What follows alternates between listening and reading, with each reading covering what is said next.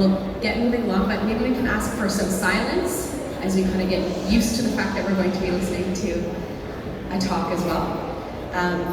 Today we are, as I mentioned, we're going to be speaking about Purnima, which is coming up in the next couple of days. And to learn more about it, we have a special speaker today as well. It's befitting. I'd like to start off with a warm welcome of many to Her Grace Shamlini Devi Dasi. We can give her a round of applause. Yeah.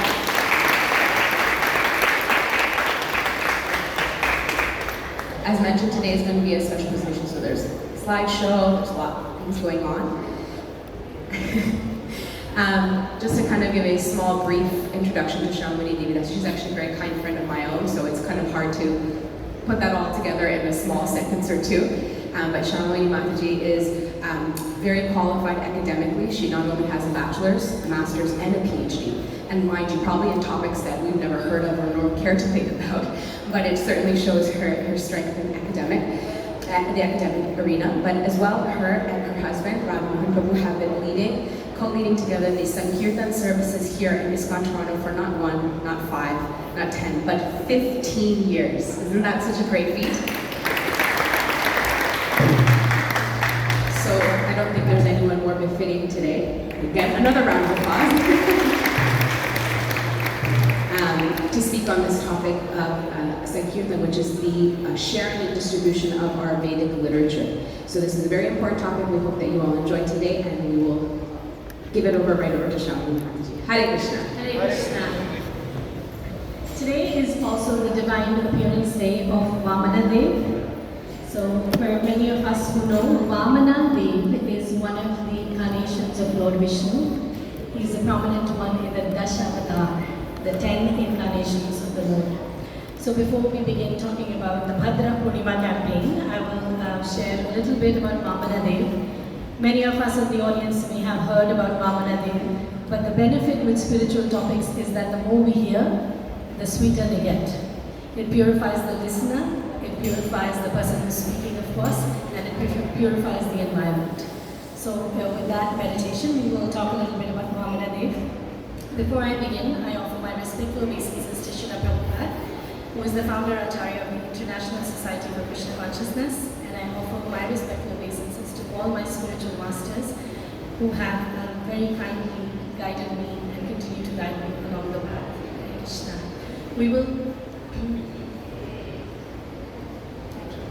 We will start by chanting the Dashavatar Stotra for Vamana Dev, and we have it on the screen here, and we'll try. I know the words may be a little bit intimidating, but I'm sure you'll have fun.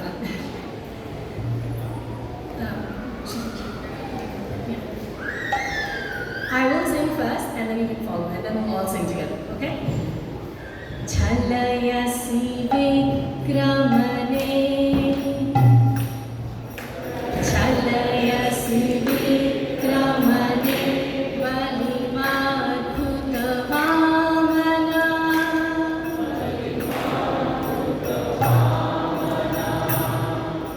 Chalayasi Vikramane,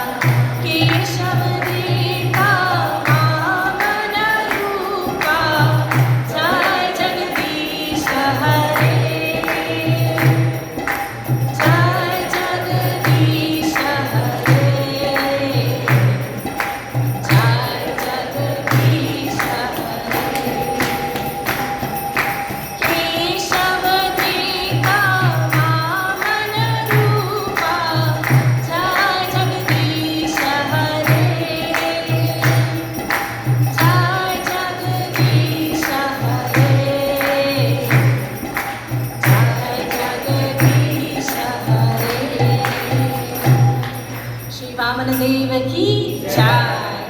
So Vamanadeva is the dwarf incarnation of the Lord. And he appeared out of his compassion for the Devatas. It's a long story, but at the same time, we don't have as much time, so I'm going to try to condense it and share some of the highlights of the story. And you're all welcome to read more about the story and others. So Vamanadeva, long ago, the king of Devatas, Indra, was going around on his carrier. Anybody knows who the carrier of King Indra is? Airavata. Airavata is an elephant. So Airavata was carrying King Indra, and he was, going around doing his stuff. And in came Durvasa Muni. Durvasa Muni was a sage, and he offered his garland, which is a token of, showing someone special consideration. He offered it to King Indra. Even though Indra was a king and he was on his elephant, still the position of a sage, of a guide, is much higher. So out of his affection, he offered a garland to Indra Dev. And at that time, Indra Dev wasn't quite following the etiquette, following what he was supposed to do as a king, and he just gave the garland off to his elephant. And an elephant, as an elephant, wasn't very respectful of that garland. He trampled that garland under his feet, and this enraged Durvasa Muni. And we may wonder, if he's a sage, why is he getting so angry? What's the big deal if he doesn't feel respected? He's not like one of us, if someone disrespects us, we get angry. But a sage shouldn't be like that. Agreed, a sage shouldn't be like that, but a sage is also instructive in his conduct. And he noticed, just like an expert cook can tell you if a cake is done, how many of you bake here? 1, 2. Okay, well, we should have some baking lessons for the rest of you. So if you bake a cake, somebody can tell with one prick if the cake is done or not. And expert sages can tell with one test how the person's consciousness is. So by this one act of Indra, by being careless with that garland that was given to him, Durvasa Muni could make out that he was proud, he was arrogant. And so it was time to teach him a lesson, because Indra is a leader, and leaders should follow a conduct which is inspiring and inspirational for the followers. So Durvasa Muni cursed Indra that he and all the demigods would lose all their assets, they would become homeless, and they did. They lost all their power, and they became homeless, and they were running here and there. The demons had taken over, and they had to be patient for a long time. Till their mother, Aditi, who was in great distress seeing the suffering of her children, she pleaded to her husband Kashyapa Muni, who then together, both of them pleaded to Lord Vishnu, and Lord Vishnu assured them that he would appear as Vamanadev to help restore, help get back the kingdom of the demigods. So Vamanadev appeared, and he went to the king of demons, Bali Maharaj, who was performing an Ashwamedha Yajna. And at that Yajna, Bali Maharaj, when he was sitting and performing, they all saw this really beautiful little dwarf boy come. And he was very charming, Adbhuta Vamana. Everybody's eyes, their hearts, they were attracted to this Vamana. And he went and he offered him, what can I give you? How can I serve you? And Vamanadev said that I just want 3 steps of land. Bali Maharaj said, I'm the king, I can give you whatever you want, but you only want 3 steps of land? He said, yeah, if I can't be happy in 3 steps of land, I'm not going to be happy in anything. So Bali Maharaj said, so be it. Some of you who know the story would know that many people tried to stop him. His teachers tried to stop him, that, this is not right, we're going to lose everything. And he found technicalities in that vow, that you didn't sprinkle water on your hands.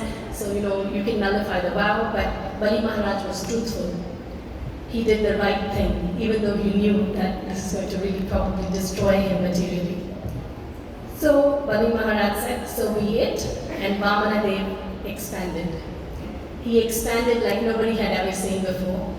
With his 1 foot, 1 step, he covered the entire earth. With his second step, he covered the heavenly planets. He reached the abode of Brahma, and Lord Brahma washed his feet with water from his kamandalu. And that water that washed the feet of the Lord became what we know as Ganga Devi. And after that, there was no place to put the third step. And so Vamana Dev asked Bali Maharaj, you're a liar. You promised me 3 steps of land. Where should I put my third step? And Bali Maharaj completely surrendered, even though he is from the, as we can say, the demoniac family. He still surrendered and he said, my Lord, you can put your foot on my head. And Vamana Dev was so pleased by the surrender of Bali Maharaj that he awarded him the kingdom of Sutala, which is one of the lower planetary systems, and he said, I will stay there eternally as a doorkeeper. This is a very condensed version of the story, and in the song that we sang, Chalayasi Vikramane Balim Adbhuta Vamana. So to deceive King Bali, Vamana Dev appeared as an amazing Adbhuta Vamana. Pada Nakha Neera Janita Jana Pavana. With his foot, he led to the birth of Ganga Devi for the benefit of everybody. This story has many finer details, and we can speak about it for days at a stretch. Some of the things that I'd like to point out as lessons from the story is that when things are difficult, sometimes we just need to be patient. We need to wait for times to change.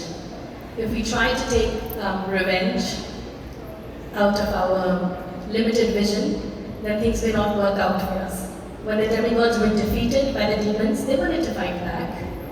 But they listened to their teacher who said, time's not in your favor right now, so just be patient and wait.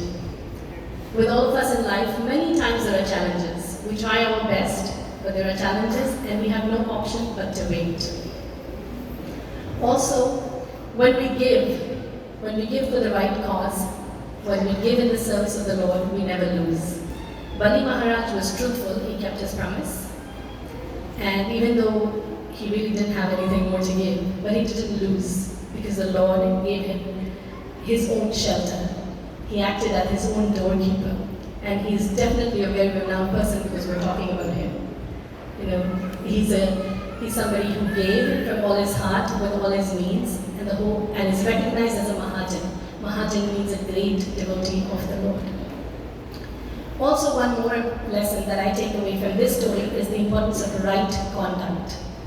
However we are, wherever we are, we should always act according to the right conduct, act according to our dharma, act according to the maryada.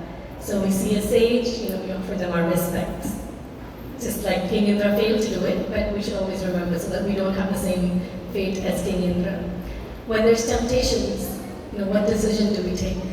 We think we can cheat the person who's in front of us, and it's possible we can cheat the person in front of us, but we can't cheat everybody else who's watching us. We can't cheat the Paramatma in our heart. So it's very important that we do the right thing, the right conduct. Because at the end of it, it's not you versus anybody else. It's you versus yourself. When that challenge came, what did you do? And that's what we're measured against. That's how the accounting system takes place here. So these 3 things, patience, surrender, that we never lose when we give, and the right conduct. This story and many others are actually very beautifully enunciated in our scriptures. And scriptures aren't just meant for the stories, they're meant for the lessons that we get from those stories. It's not just entertainment. There's many things we do for entertainment, but there isn't much value addition from that entertainment. When we read, discuss, and share stories from scriptures from the incarnations of the Lord, then there's lessons through which we can improve our life, navigate through the challenges in better ways. And this story is in the Srimad Bhagavatam, which is here on display. Srimad Bhagavatam is the Mahapuran. In many ways, it's the Vedic encyclopedia. So it talks about different incarnations of the Lord, and more importantly, more than the different incarnations, it talks about how those incarnations conducted themselves, how the great devotees of the Lord conducted themselves, so that we can learn from their lives. Srimad Bhagavatam is, I think I'm going to do without it. Yeah. Thanks. How many of you know Bhagavad Gita here? Come on. If you don't know Bhagavad Gita, we're not going any forward. Please raise your hand if you have a Bhagavad Gita, if you've seen a Bhagavad Gita, if you've heard a Bhagavad Gita. Thank you very much. Okay. So the Bhagavad Gita is a dialogue between who? Krishna and Arjuna. Thank you very much. After the battle of Kurukshetra is done, and the Pandavas win, they lead, they rule for many, many, many years. And after they retire, their grandson, King Parikshit, is the one who rules.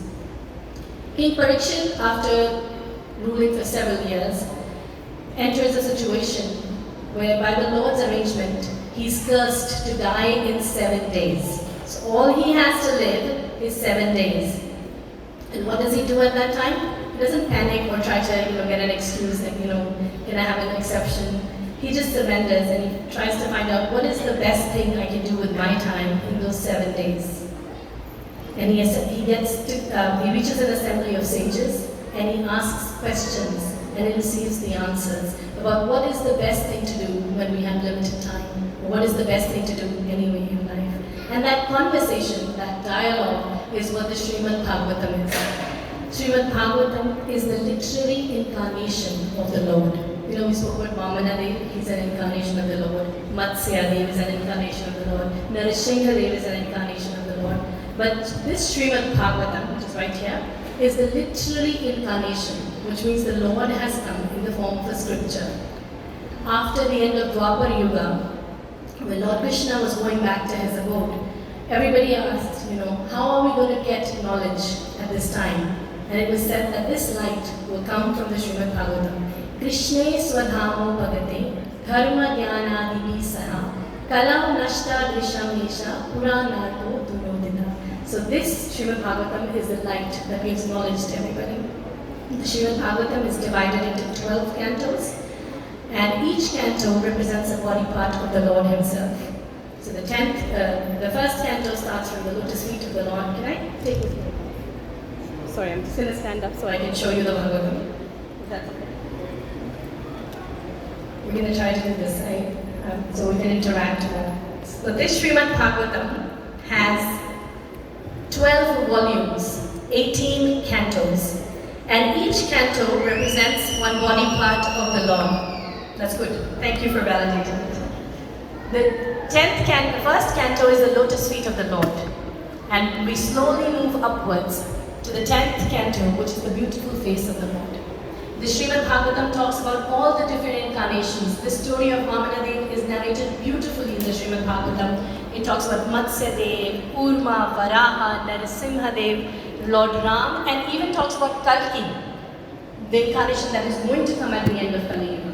The Srimad Bhagavatam describes in extensive detail how the people of Kali Yuga will be. They will be very short-tempered. There will be fights at everything, there will be disagreements, we will have shorter lives. So many details that are there. The Srimad Bhagavatam describes in detail about cosmology, about the development of the baby in the womb of the mother, and the Srimad Bhagavatam was compiled more than 5,000 years ago. Modern science is just catching up to that. The Srimad Bhagavatam provides explanations, provides stories to explain the Bhagavad Gita. So for example, the Bhagavad Gita tells us, Mad Mana Madhubhakto, which means that please, as a devotee, just surrender yourself to me, offer obeisances, remember me. But the Bhagavatam explains how you would actually do it. How does somebody surrender? So we have the story of Bali Maharaj, who completely surrendered. We have the story of Ambarish Maharaj, who was a king. And there's description of his day, how whatever he would do was a complete surrender to the Lord. The Bhagavad Gita says that we're not this body, but we're a spirit soul. We're a spiritual being. but the Srimad Bhagavatam explains that through the story of Chitraketu. So every philosophy bit that's there in the Bhagavad Gita is expanded upon in the Srimad Bhagavatam. And the Srimad Bhagavatam is a family book. So what I mean by that is that no matter what age you are, the Srimad Bhagavatam brings the family together. When you're little kids, well, with your little kids, you can explain the stories of the Srimad Bhagavatam and give them insights into spiritual teachings and values. When somebody grows older, older children draw a lot of benefit by reading the Srimad Bhagavatam. They read stories that impart values. They read stories that tell them about the authenticity of Vedic scriptures. You know, the advancement that was there in the Vedic times. It's not that this is all mythology. It's real. It's history. And the Srimad Bhagavatam gives it in a very condensed way. It's the essence of all the Puranas, and it's the personal form of Lord Shri Krishna. It is said that wherever there is the form of the Srimad Bhagavatam, the Devatas come themselves to offer blessings to that household, because the Srimad Bhagavatam is not different from the Lord himself. The Srimad Bhagavatam, and I will give a prize to somebody who tells me how many times I use the word Srimad Bhagavatam at the end of the talk today. The Srimad Bhagavatam is a complete step-by-step guide that can help us with our own lives.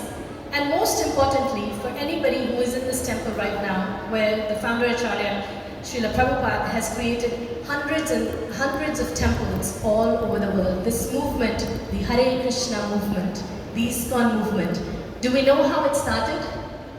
Srila Prabhupada was in Vrindavan, and he used to translate the Srimad Bhagavatam. And when he finally got a chance to come to the United States, somebody asked him, so Swamiji, you are going to America? He said, no, Srimad Bhagavatam is going to America. With him, he brought, yes, let's hear it for Srila Prabhupada ki! Srila Prabhupada brought with him not, pressure cookers and masalas, or I don't know what stuff we bring these days, pickles or rice and dal, but he brought the Srimad Bhagavatam in trunks. And he had no American money. The first piece of American currency he got was by distributing Srimad Bhagavatam to the captain of the ship that he was aboard. And Srila Prabhupada put his life's efforts to translate the Srimad Bhagavatam. Through the Srimad Bhagavatam, he intended to re-spiritualize the whole world. Because the Srimad Bhagavatam provides shelter and solace to the troubled heart. In the material world, when things don't work out our way, heartbreak, financial crisis, children not listening to us, and the future just being bleak, wars, health issues. There's a lot of darkness out there, and the only light is the light we find within. And Srimad Bhagavatam allows us to see that light. So the Srimad Bhagavatam is something that Srila Prabhupada saw all of us relishing and sharing. It was his vision to have Srimad Bhagavatam in every respectable home. And as Rukmini mentioned, this time of the year we're in a period called Bhadra Purnima campaign. So everybody understands Purnima is the full moon day. 2 days from now, which is Tuesday, September 17th, is the Bhadra Purnima day, the day of the full moon of the month of Bhadra.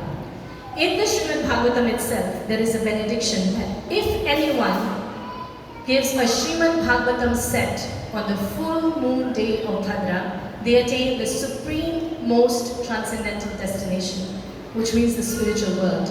No more stresses, no more temporary challenges, but complete happiness, uninterrupted joy in the spiritual world.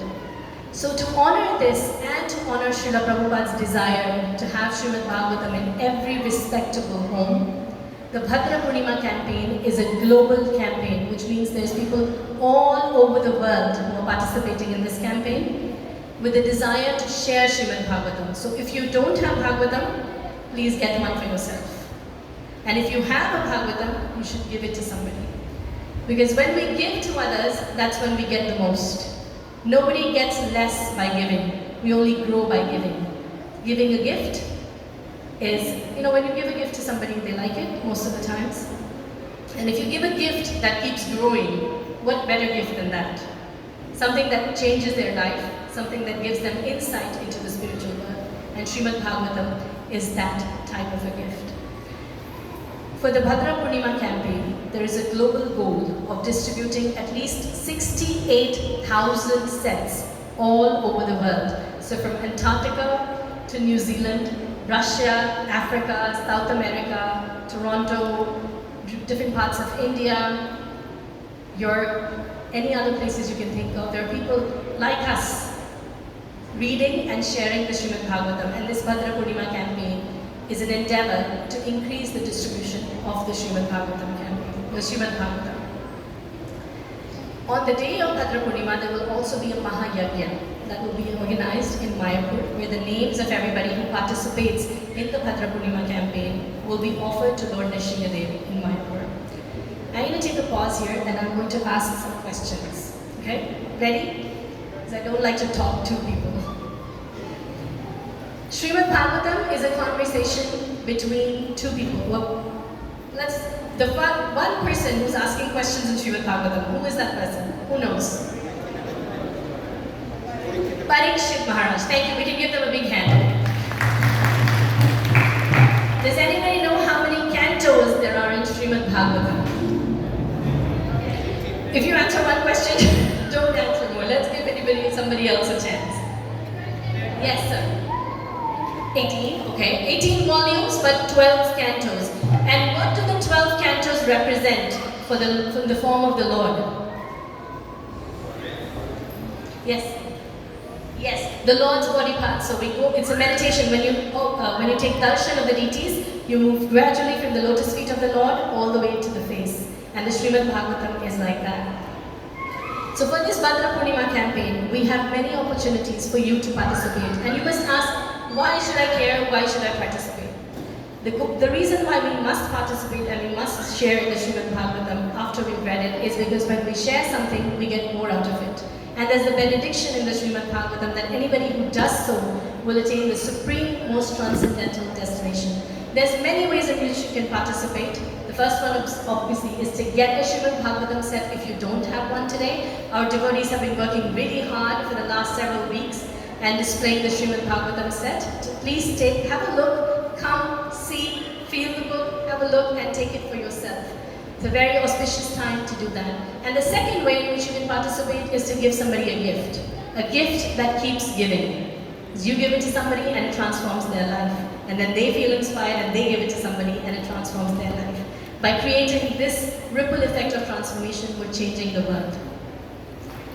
You can give somebody a gift, like I said, and the third way is you can sponsor a Srimad Bhagavatam set, which can be placed in different venues all over the world. I'm going to show you a video now, where the Srimad Bhagavatam, through the Gram Vidya Dan program, has been placed in several villages in India. Many villages are now currently under the threat of being infiltrated by other ideologies, other religious sentiments, and the Vedic culture is at threat there.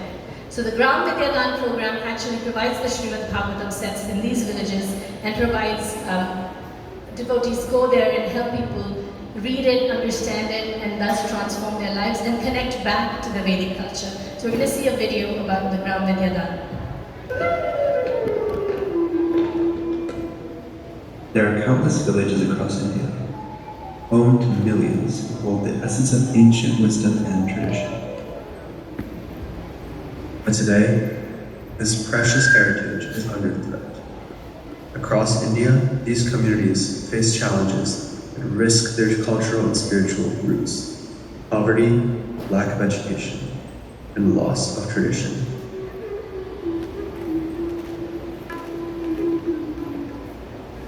Through the Srimad Bhagavatam, we are bringing hope to these communities, restoring their connection to ancient wisdom and revitalizing their spiritual heritage.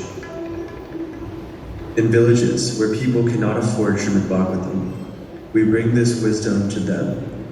From the heart of India to remote areas of Latin America, this knowledge has no boundaries. The gift of Srimad Bhagavatam is transforming lives, reconnecting people to the eternal truths, and bringing them back to their spiritual roots. So kindly help me. This is my request.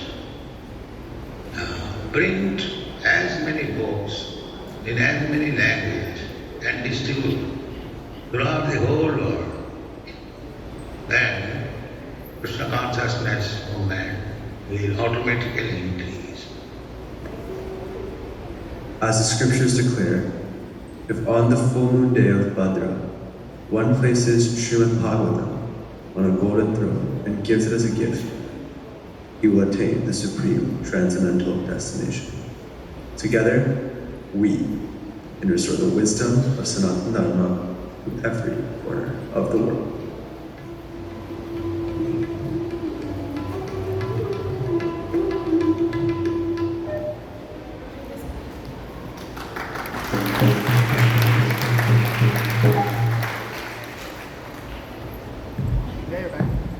Through this Gram Vidyadan program, we can support the villages to help revitalize and reconnect with the Vedic culture.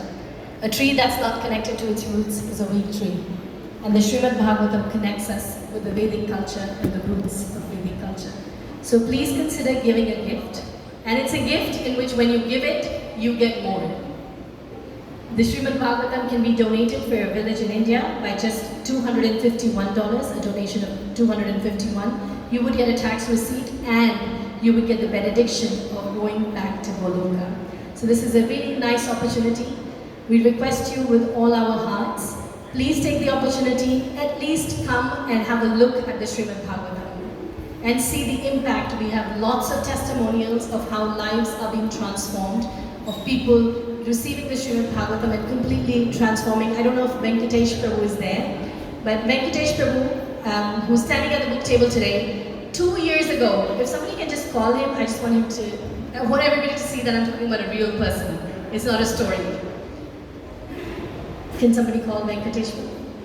Okay. Venkatesh Prabhu received the Srimad Bhagavatam 2 years ago. So he walked into the temple like all of you are sitting here today. And somebody encouraged him to take the Srimad Bhagavatam set. And he took the Srimad Bhagavatam set and he was so attached to the idea that he carried the whole box on his head. I can't see him, I see him at the book table, but he carried the whole box on his head all the way home. And the rest is history. He's been serving at the temple and for the last 2 days, there is Venkatesh Prabhu. Let's hear it for Venkatesh Prabhu. So he took the Srimad Bhagavatam, he read the Srimad Bhagavatam, and he's living the Srimad Bhagavatam. And now he's sharing the Srimad Bhagavatam. So it's a gift that transforms your life. It's a gift that keeps giving itself and it transforms the whole world. Because all changes originate from the change of heart. And nothing changes the heart more than spiritual knowledge. If you want to help somebody, we can give them food. We can give them clothing. Annadana, Mahadana. Vidyadana, Mahataram. If you give somebody food, you feed them for a few days, depending on your resources. But if you give somebody knowledge, it allows them to transcend the different challenges. Because you can give them food, but if there is suffering in the future, you can't change it. You can't intervene with somebody else's karmic cycle. But because the Srimad Bhagavatam is transcendental, it's spiritual knowledge. It comes and it interferes and it destroys the cycle of karma. It gives somebody a chance to come out of that cycle, out of that chakra, where we're just repaying the benefits or the ill effects of what we've done in the past. The Srimad Bhagavatam intercepts it and it allows everybody a chance for a better life. That's what spiritual knowledge does. So please consider this opportunity. It's real. Knowledge does transform lives, and giving the gift of knowledge is the best gift you can give. We are 3 days away from the Bhadra Purnima campaign. Team Toronto, which is all of us together, has a goal of 379 sets. This is the goal that we set together as part of the global campaign. And with 3 days to go, right now we're at 148 sets to go. As we're speaking, devotees out there on their phones, they're trying to reach out to friends, encouraging them to share the Srimad Bhagavatam, to take it, to give it as a gift, and you can be a part of it. You can be a part of this revolution. We can get counted in the right team. Even if we're playing a little part, give it from your heart and get counted in the right team and make a difference. Make a difference that stays, that's going to change somebody's life. And the Srimad Bhagavatam will do that. Small donation of $251 for 1 Gram Vidyadan project. We also can deliver sets to any of your friends and family, relatives in India, America, Africa, any languages you want. We have Hindi, Marathi, Gujarati, Telugu, Tamil, English, Spanish, Bengali, French, and any other languages I missed. Russian. We have lots of Russian sets. So please, come forward. Don't lose this opportunity. Thank you all very much. We're praying for the mercy of Srimad Bhagavatam of Lord Vamanadev, who's glorious for his compassion and who exemplifies that by giving we only grow. We get more by giving. We pray for their blessings, and we hope and pray that we will be able to meet all of our goals, and we will continue to live and share the Srimad Bhagavatam day after day. Hare Krishna. Srila Prabhupada ki jai.